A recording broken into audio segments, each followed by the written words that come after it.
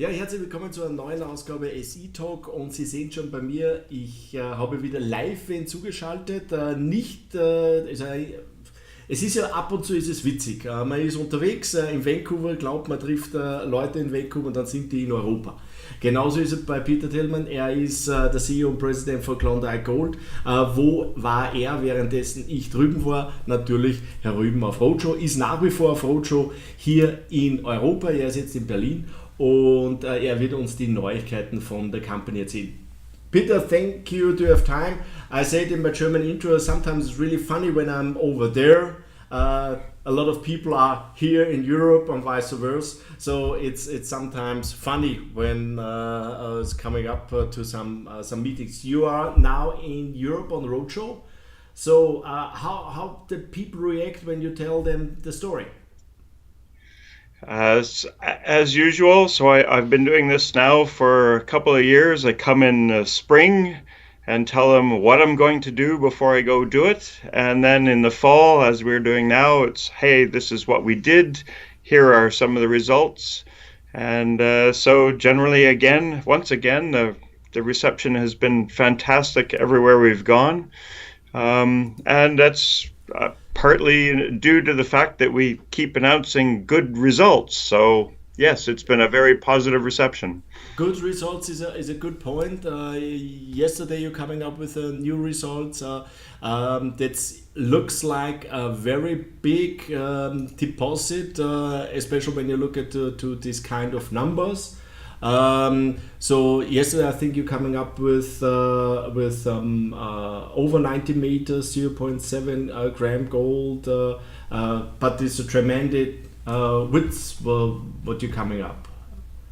That's right. Yes, and that's really the point. We have been finding broad widths of decent grade, and basically every hole that we've drilled and announced this year has been positive. So we're still only about 25 or 30% of the way through receiving all the assay results from this year's work.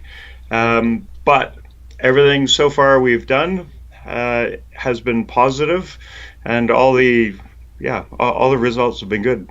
What I'm surprised a little bit is it's clear when you see all these numbers, especially from the Lone Star zone. Up here I have 92 meters with 0.2 gram, 10 grams gold over 4.6 meters, 17 meters with 0.9 gram, 38 meters with 1 over 1 gram.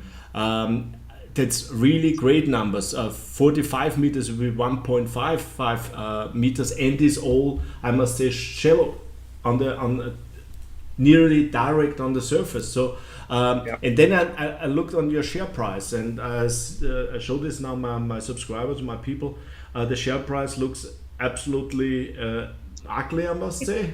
Yes. It's terrible. You're coming up, and it looks like every press release where you're coming up, the share price going lower. Do I miss something? Is something wrong with the results? But the results looks good from my standpoint. The share price is absolutely ugly. Yes. The reason I think for that it's twofold. Number one, gold itself has been out of favor since June and has fallen from $13.50 an ounce now to $11.90, and it's bouncing at a critical level. If it goes below $11.90, then there really isn't a bottom support for it for a ways, and so that's for a junior gold explorer like ours. The speculative money is not in gold. Nobody wants to have anything to do with it, especially when the commodity isn't reacting positively. That's one reason. Number two, we're coming into the fall, and in Canada, the speculative players play the summer. They buy in May and June, wait for drill results, and sell typically in September. And I think what we've seen is a sell-off that started earlier this year, and again, we're suffering from that. Is this also possible that we see now also the tax loss selling, that some people are selling for tax reason? The tax. Or is it too early? The pros have been getting smarter because everyone knows tax loss selling. You sell, typically it used to be in November or early December you'd sell for tax loss. Now the advisors will say you should sell in September. You get a much better price. If you're going to sell it, do that now. And so that's another thing. Peter, before we go a little bit deeper to the results, what's happened in June, July when the share price is going up from 20 cents up to over 40? We had some good results. And we were out saying, hey, look, these systems look really good and big.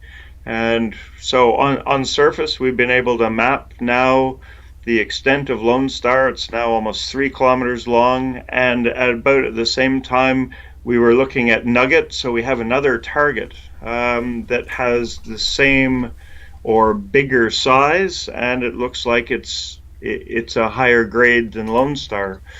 And then in addition to that, the concept of the faults going right through the entirety of our property. These faults are controlling the gold mineralization. And so anyway, that's been what we've been trying to show this year is that the mineralization goes everywhere. Yeah. I switch now to the presentation from your website. It says it's the October presentation. It looks also that you have a very impressive shareholder structure with Eric Sprott, Frank Schustra. They have a big portion of your company, 1/4. That's very good, and you have still 3 million in cash on hand, so you can do a lot of things. Yes, well, I was here again at the beginning of this year and said, hey, we're going to do at least $2.5 million of exploration this year, and we still have enough money left over to do $2.5 million in 2019. This year we went a little bit over our budget intentionally. We spent $3.5 million in drilling this year, but we still have $2.5 million worth of exploration. We can do that without financing again. So that we have 2019 fully funded. Yeah. In your presentation, you say also your project compared to the Coffee-Projekt. What get bought out from Goldcorp. So, and you say, when I explain it right, that you are 2 years or 3 years behind the Coffee-Projekt. Is it right? No. What we're trying to show is the Coffee-Projekt from its discovery in 2008 to being bought out by Goldcorp in 2016. Along that timeline, they had certain events. So one of the first important one was a geology report that became public, so describing the geology of their property. Then the next one was the first resource estimate. So starting from 2008, the geology, it took them 6 years, I think, to get to a geology report, and then 8 years to get to a 43-1, like a resource estimate. So we're trying to show on the Coffee timeline where we are today in terms of time left. So on that particular slide, it's supposed to represent that basically this coming year, early mid 2019, I'm hoping to have a geology report. But when you expect the first resource calculation, especially with these numbers, it looks really great. So you should come up with a really good number. Well, and so we need an official estimate. I have my own number. We do it internally, but I'm not allowed to say what that might be. I don't really want to yet. So what we want to do is drill 2019 and 2020 and do an estimate using the 2020 results by early 2021. For that, I'm hoping to get between a minimum threshold of 1,000,000 ounces and hopefully well over that, and basically if it's closer to 2,000,000 ounces, then that is really significant from the perspective of majors like Goldcorp or Newmont or whomever who would be looking at us at that point. Coming to the resource itself, I cannot say it resource, to this to the project itself. When I look at the numbers, that's all shallow wells, so you're not really going deep. Is the reason why you're not going deep that you don't think that's something underneath, or you say, okay, we focus now on this shallow stuff to create a resource to going up on coming up with a really good number, and we have the potential underneath? Or is in general in this area that the deposits are more on the surface and not in the depth? It's just because I'm cheap.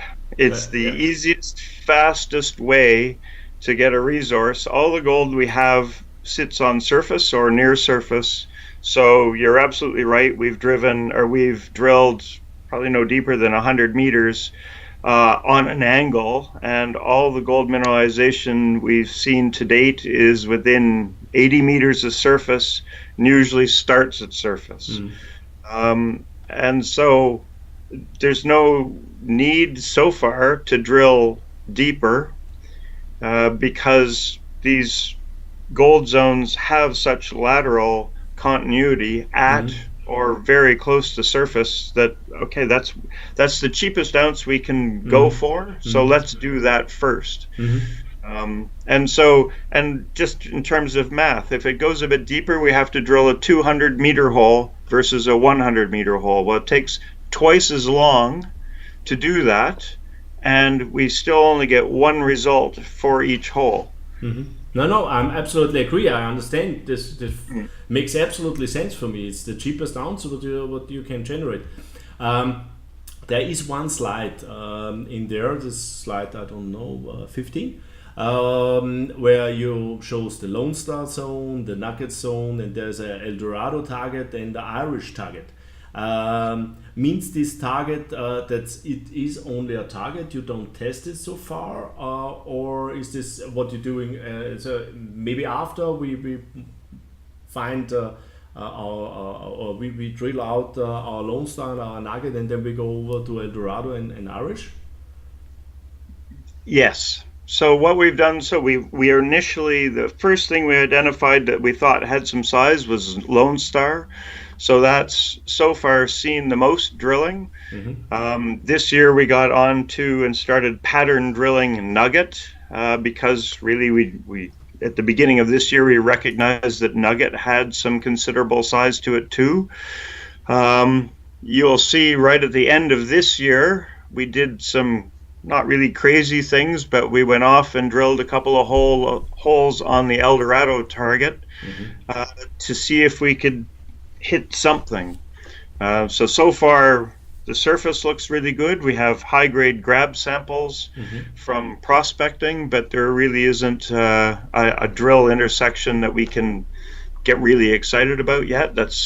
We did some initial testing on it, and also we did some geology work on Irish.